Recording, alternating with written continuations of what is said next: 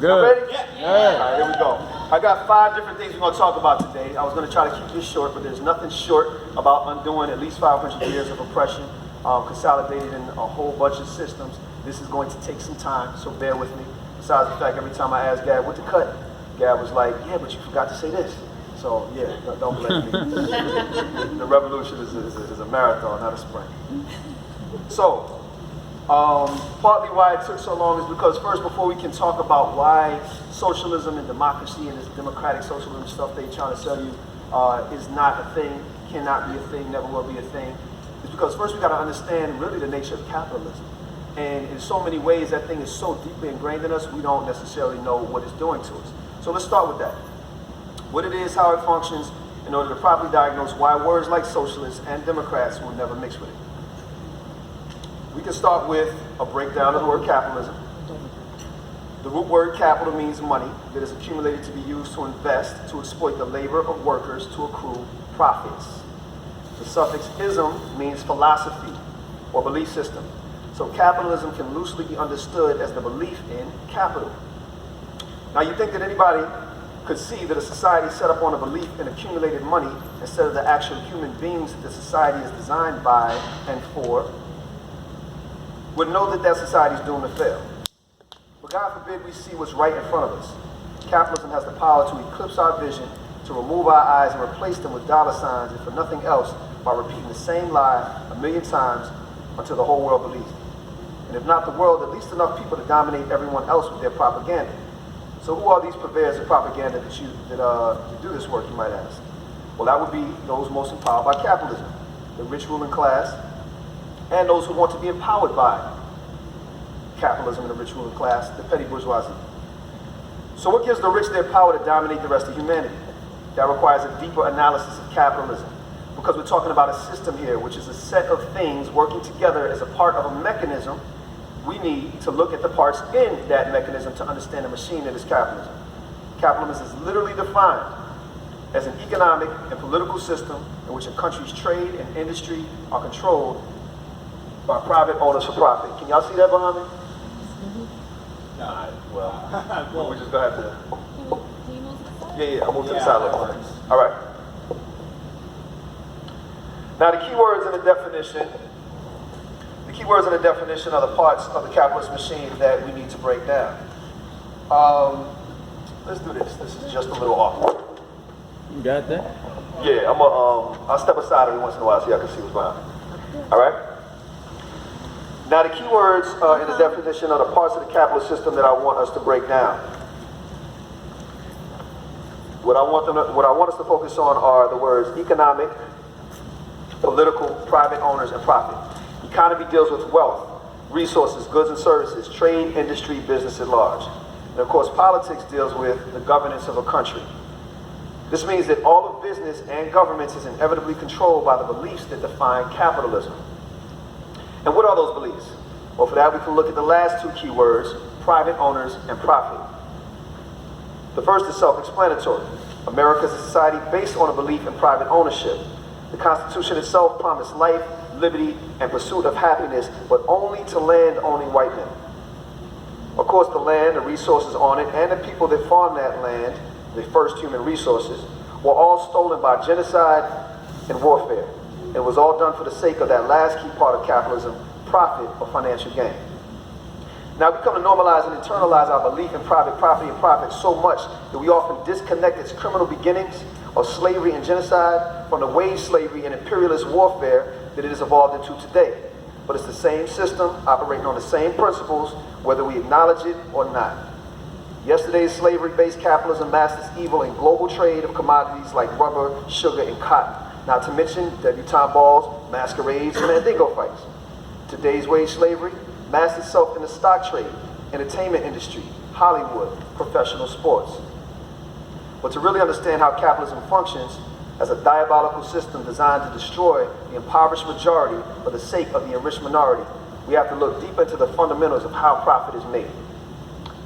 That's what 19th century German philosopher Karl Marx called surplus value by way of labor exploitation. Which is to say, even if the labor isn't absolutely stolen by the masters through slavery, there are other ways that the modern day masters, the bosses, take so much work from the workers that their contributions are bound to enrich the bosses and keep the majority of workers bound to wage slavery for the rest of their lives. Here's how surplus value works. A worker works 1 hour and makes 10 pairs of sneakers. For Nike, for example. It costs the company $3 a shoe, and then they pay the worker $5 for the time. They turn around and sell each one of those shoes at $100 a piece. That's 10 shoes at $100 a piece, which equals $1,000 for Nike. Just made in 1 hour off one worker, and it only cost them $8. Now, that gives Nike $992 of profit. But that worker didn't work for just an hour. They did that at least 8 hours, probably 10 in some sweatshop in China. At that rate, you're talking about $50 for the worker, while Nike made 100 shoes off her at $3 a pop, and it all cost them, between labor and materials, $350. But they sold 100 shoes for $100 a piece, which made them $10,000 in one day, off one worker. But they have more than one worker. There's 100 of them in that little stink-ass sweatshop. So add 2 more zeros, Nike just made $1 million. $1 million while all the workers go home with $50 a piece, and the whole operation doesn't slice more than $35,000 out of Nike's $1 million pie. Add some overhead in there for factory expenses and mailing them shoes out all over the world, and Nike still made nearly $1 million off of one day. One day, one factory. They've got hundreds of them factories. Any questions about the wealth gap? That's surplus value. Any questions about capitalism? Because that's what it is. All the extra money from the worker given over to the bosses. Meanwhile, the gap between the rich and the poor becomes so wide that the people being used to make the products can't afford them. And eventually, neither can the less impoverished people, us, that the products are made for, or targeted for. This reflects a dynamic called anarchy of production, which is a Marxist term which basically means making more than anyone needs or can afford, even if they need it. Which ultimately leads to recessions, economic depressions, etc. In the last century alone, there's been at least 11 major recessions or depressions under the global capitalist system, which averages more than one a decade. It doesn't stop there. We live in a country with 350 million or so people, 106 million of which are living in economic insecurity. All right? We're talking about globally, no more than maybe 70% of the people actually represented by a capitalist democratic system, so-called capitalist democratic system, which cannot exist. We'll talk about that more in a second. That alone should let us know that this is a dysfunctional system, but the dysfunction only negatively impacts the masses, while the rich ruling class just use it as opportunities to hoard more resources and get richer. So capitalism is clearly working for some while failing the majority of us. This is not by accident, it's by design. So if that's capitalism, what's socialism? Well, a layperson like myself, who just discovered it this year, like talking about it, might just say it's the opposite of capitalism, or give some lame definition like I gave Gab. I might say, it's a society where everyone gets to share resources equally. But again, we're talking about a system here, more than just a word. It's a system, so it constitutes a machine. It's necessary we look closely at the definition, break down all the moving parts of that machine. Socialism is defined as a political and economic theory of social organization which advocates that the means of production, distribution, and exchange should be owned or regulated by the community as a whole. Again, let's start with key words. We already know that politics and economy deals with government and business. So let's focus on this new term, means of production. Before we even do that though, a quick message from our sponsors. The words owned and community. Yes, socialism is brought to you by the words owned by the community. Because where capitalism is rooted in a belief in property being owned for profit, socialism posits that the community should claim ownership of property so that all of its members' needs are met. That has huge implications for what happens in business and government. For one, it allows for the people to truly take ownership of the businesses where they work, and for the governments that claim to represent them. Which is to say that yes, democracy should have far more possibility of existing under a socialist system than it ever could in a capitalist one. We'll talk more about why democracy is actually impossible under capitalism and why socialism makes democracy much more possible. But first, let's focus on how and why democracy could work under socialism, which takes us to the means of production. The means of production are very simply the raw materials, facilities, machinery, and tools used in producing goods and services. Socialism simply says that all of this should belong to the people, to the workers actually creating the products instead of the capitalist bosses exploiting their labor. So if we go back to that whole Nike example, we could imagine a factory with no boss that makes 1,000 shoes a day. They'll go out to a community of folks that actually need them, who in turn would compensate the workers with a livable wage or barter goods in exchange for services that they need. No billionaire bosses serving as the middleman just to exploit the labor.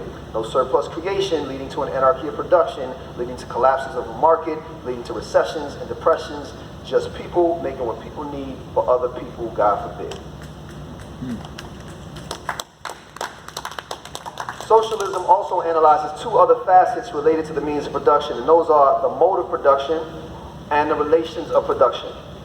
The mode of production is very simply the system defining the type of labor being used. Those types of labor are based on different time periods, so we're talking either primitive or prehistoric, according to Marx and Engels. It's a Eurocentric, patriarchal worldview. No shade, it's real. Or slavery, or feudalism, or capitalism as we're in now, or socialism, as some countries are trying to do under very difficult circumstances due to the hating-ass capitalists. Lastly, there's the relations of production, which simply refers to the relationship between those who own the means of production and those who do not. In feudalism, that would be landlord to serf. During slavery, that would be enslaved person to the master. During capitalism, that's boss, capitalist, rich ruling class to the worker or the wage slave, which clearly establishes a divide between the owner and the owned, the rich and the poor, or in those old socialist terms, the bourgeoisie and the proletariat. But that divide does not go without the very necessary buffer of the petty bourgeoisie to serve as gatekeepers between the bourgeoisie and the proletariat. They are to the proletariat what the overseer was to the slave, but more on that later. For now, suffice it to say that all that I just described, the mode, the means, and the relations of production, constitutes the base of any society, no matter what their system. The reason the uninformed, unorganized masses become so easy to manipulate is that while the base of the economic activity, how we gather resources, reproduce them, eat, provide shelter, and other goods and services necessary for survival, all this serves as the foundation that governs the most important and fundamental aspects of our lives. But we get caught up in the stuff on the surface. That stuff on the surface is what Marx described as the superstructure. And it's comprised of all the superficial ideologies that govern our lives, from religion to education, culture, which is to include music and entertainment, and last but anything but least, the state. When we talk about the state, we're talking about the government, the legal system, the courts, cops, jails, armies, the political organization of the economically dominant class designed to defend its existing orders. Or to paraphrase Lenin, all the parts of the machine to maintain the dominance of one class over another. The true measure of a real socialist society is the people's ownership of the base, the means, mode, and relations of production. Until that's been achieved, socialism has not. Any politician or public figure claiming to be calling for socialism, who's not calling for a seizure of the means of production and a change in the mode of production from a private owner versus controlled labor mode to a collective ownership by all of the workers mode, isn't talking about socialism. They may be talking about small, possibly socialist reforms, if that, but it ain't socialism. Which grants us with a great opportunity to look more critically at the myth of democracy that we've been told all our lives. Because if we've just established that all the governing ideologies of the superstructure are only as good as the economic base beneath them, then democracy can only function in the government if it functions in the economy. My spiritual folks out there, as above, so below.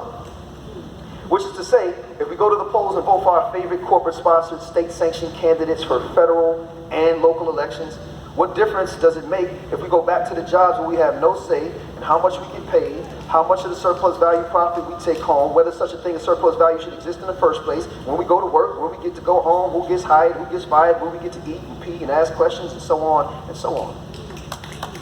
Meanwhile, the bosses that exploit and abuse us for low pay have amassed so much wealth that they have the financial power to buy the candidates that they sell right back to us in the polls, candidates that defend their agendas and steal our tax dollars to support their banks, their businesses, and ultimately uphold the corporate oligarchy disguised as a government by and for the people.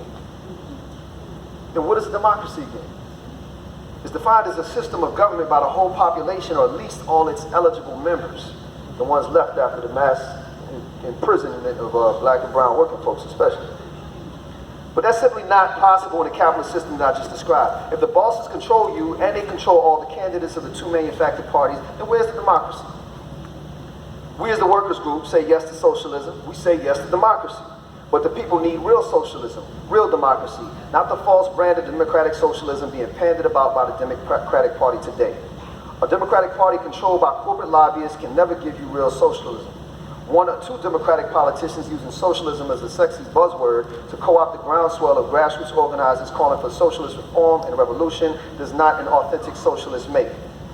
A racist white liberal calling for the brand of socialism in white countries like Sweden and Canada, he willingly fails to understand what the original purveyors of socialism, Marx, Engels, and Lenin, understood, which is that all workers of the world are connected because all facets of the economy are connected. And if workers in Chile, Haiti, Ecuador, Lebanon, Sudan, France are oppressed by capitalism, then all workers stand to feel the brunt of that oppression. A young congresswoman of color who fights for socialist and anti-fascist reforms like the elimination of immigration detention center camps or a new Green Deal to address climate change. She may appear to be a socialist, or at least an ally, on some level, but when she votes to support the U.S. military budget, she negates both of those reforms because the U.S. military is the #1 polluter of the planet, and they're also responsible for assisting in the decimation of foreign nations and economies, all in the name of multinational corporate profits that lead to immigration crises in the first place.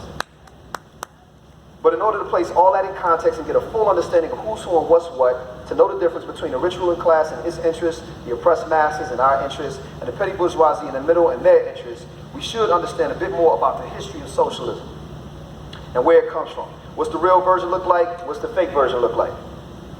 And how to distinguish the difference. So, enter 2 case studies. The first one is the foundation of socialism by way of Vladimir Lenin. Give it up for the homie. And the Bolshevik Revolution.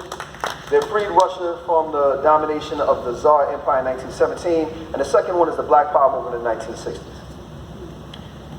We'll start with the Bolshevik Revolution. So, the Russian Revolution of 1917 breaks down into 2 main parts and 2 main factions. First is the February Revolution, where the Tsar Nicholas II was expelled from the throne. And then it takes another 8 months for the October Revolution, where the people seized the means of production and changed the economic system to a socialist one. The February Revolution was co-opted by the Mensheviks. Mensheviks translates to minority in Russian. The October Revolution was spearheaded by Lenin and the Bolsheviks. Bolsheviks translates to majority in Russian. The Menshevik Party, though revolutionary, represented the middle to upper middle class, or what we Marxist-Leninists refer to as the petty bourgeoisie. They chose to collaborate with the ruling class. The Bolshevik Party, the majority, represented the masses, the working class, the proletariat, and the peasant farmers. They chose to eliminate the ruling class. There's an important lesson here on the nature of how the rich ruling class successfully pits the petty bourgeoisie, middle class, against the working class proletariat, or better yet, how the middle class allows itself to be complicit with the status quo in their oppression of the working class. Because after the February Revolution, the first thing the Mensheviks did was try to align themselves with the monarchical government that the Tsar left behind and get next to all that wealth and all that privilege while they sold the masses propaganda about a slow transition towards socialism. Lenin indicted this deception, citing that, quote, "It is quite easy to revert from a parliamentary bourgeois republic to a monarchy, for all the machinery of oppression, the army, the police, and the bureaucracy is left intact." Which is similar for us to how it's quite easy to revert from a hope-filled democratic president to a blatantly white supremacist fascist president, because all the machinery of oppression, the imperialist U.S. military, the bloodthirsty police, and the corporate-sponsored bureaucracy is left intact. Lenin's solution: smash that machinery and do away with it. Which proved quite necessary because of as the Bolshevik Revolution took place, there was a war afoot. And we all know nothing rallies the masses to blind patriotism and nationalism like a good old-fashioned war. Despite the fact that war serves no one but the rich ruling class. Now imagine what that war looks like when it's World War I. The Mensheviks and the monarchical government used a war of literally global proportions to blind the masses in nationalist fervor while they spewed empty words about change for the working class. Sound like Iraq much? Sound like Afghanistan much? Sound like stuff we still doing to this day much? Change that was never delivered until Lenin and the Bolsheviks took matters into their own hands. Lenin directly addressed bourgeois deception, saying that since the masses were, quote, being deceived by the bourgeoisie, it was necessary with particular thoroughness, as we're trying to get across today, persistence and patience to explain their error to them and prove that without overthrowing capital, it is impossible to end the war.